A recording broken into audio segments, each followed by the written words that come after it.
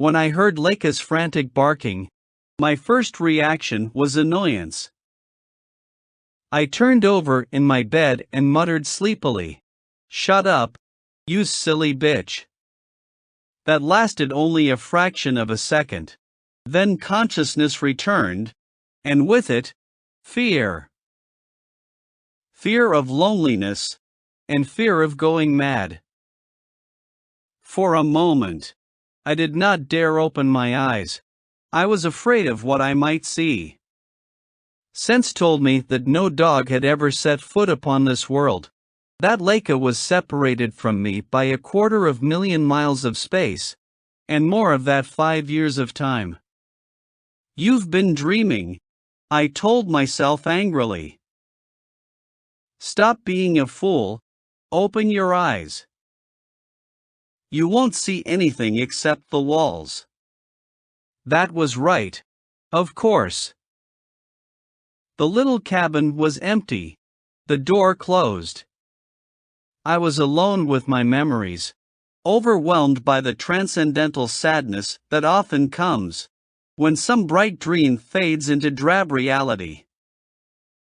The sense of loss was so great that I wished to return to sleep. It was well that I did not do so, for at that moment sleep meant death. But I did not know this for another 5 seconds, and during that time I was back on the earth, seeking for the comfort in the past. No one knew Laika's origin, though the observatory staff made a few inquiries, and gave several advertisements in the newspapers. I found her, a lost and lonely ball of fluff, cuddled by the roadside one summer evening when I was driving up to Palomar. Though I have never liked dogs, it was impossible to leave this helpless little creature to the mercy of the passing cars. Wishing that I had a pair of gloves, I picked her up and threw her in the baggage compartment. When I had parked the car at the monastery, the astronomer's residential quarters, where I had been living for a few years, I inspected my find without enthusiasm. I intended to give the puppy to somebody, but then it whimpered and opened its eyes. There was such an expression of helpless trust in them that, well, I changed my mind. Sometimes, I regretted that decision, though never for long. I had no idea how much trouble a growing dog could cause. My cleaning and repair bills soared. I could never be sure of finding an undamaged pair of shoes, and an unchewed copy of the Astrophysical Journal. But finally, Laika became a well-trained dog. She was the only dog that was ever allowed to come into an observatory.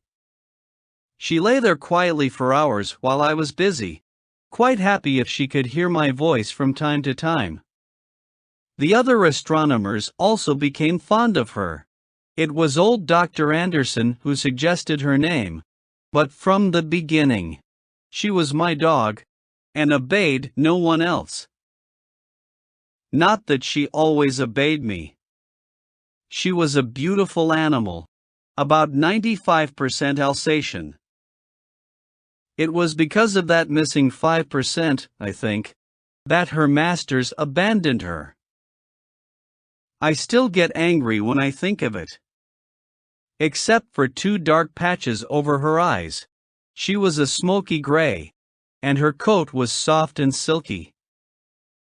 She was very intelligent, and when I was discussing spectral types of evolution of stars with my colleagues, it was hard to believe that she was not following the conversation. Even now, I cannot understand why she became so attached to me, as I have made very few friends among human beings.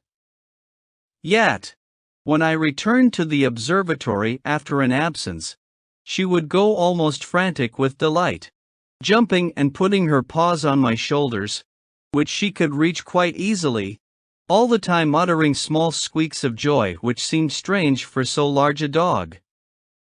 I tried not to leave her for more than a few days, and though I could not take her with me on overseas trips, she accompanied me on most of my journeys. She was with me when I went to that ill-fated seminar at Berkeley. We were staying with university friends. They obviously did not like having a monster in the house, but reluctantly let Leica sleep in the living room. "You needn't worry about burglars tonight," I said. "We don't have any in Berkeley," they answered rather coldly. In the middle of the night, it seemed that they were wrong. I was awakened by a hysterical barking of Leica, which I had heard only once before, when she had first seen a cow, and did not understand what it was. Angry, I got up and went to the door to silence Leica before she awoke my hosts, if it was not already too late. She was scratching frantically at the door, pausing from time to time to give that hysterical barking. "If you want out," I said angrily, "there's no need for all that fuss." I went down, opened the door, and she took off into the night like a rocket. It was very quiet and still, with the moon struggling to get through the fog. I stood in the morning haze waiting for Leica to come back, when the San Francisco earthquake, one of the strongest in the 20th century, began. What happened afterwards, I would prefer to forget.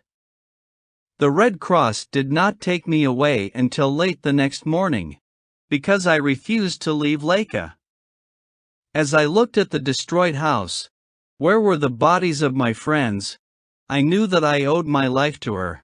But the helicopter pilots thought that I was mad, like so many of the others they had found among the fires and the ruin.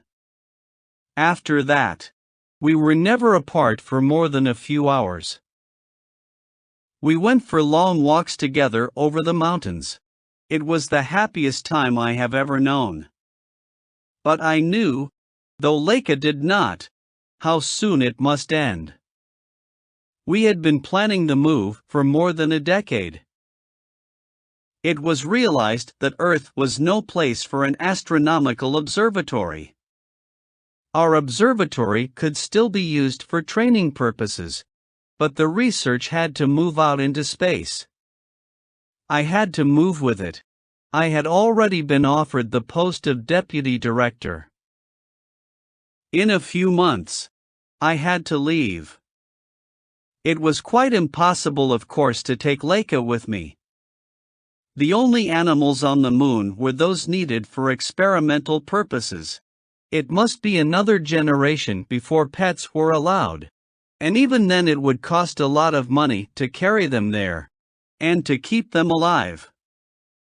The choice was simple. I could stay on Earth and abandon my career. Or I could go to the moon and abandon Leica. After all, she was only a dog. In 10 years she would be dead, while I should be reaching the peak of my profession. No sensible man would have hesitated over the matter.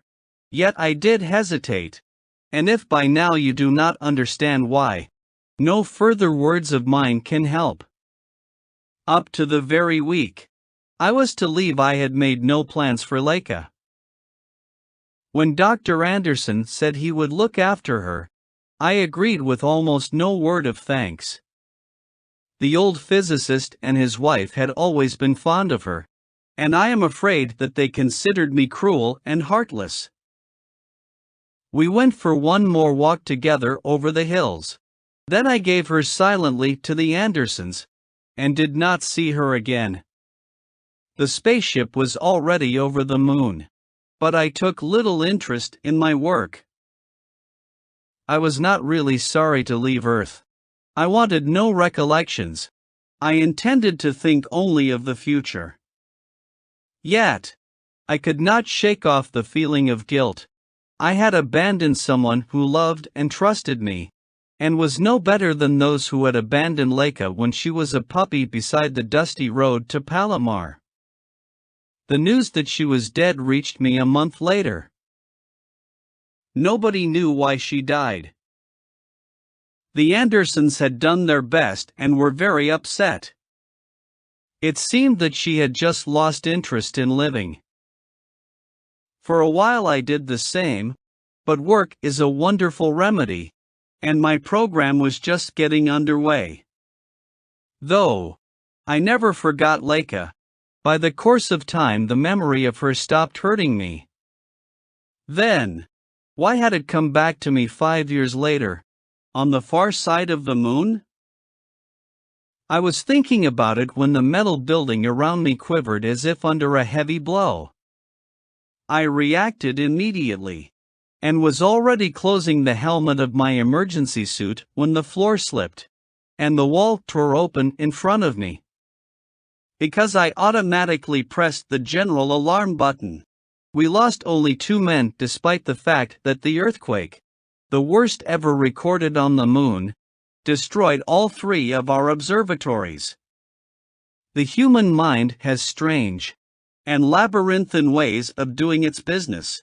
It knew the signal that could most swiftly wake me and make me aware of danger. There is nothing supernatural in that, though one can say that it was Clarke who woke me on both occasions, during the earthquake in San Francisco and the quake on the far side of the moon. Sometimes I wake now in the silence of the moon and wish that the dream could last a few seconds longer, so that I could look just once more into those luminous brown eyes, full of unselfish devotion and love that I could find nowhere else on this, or on any other world. We hope you enjoy the story. Please subscribe for more videos.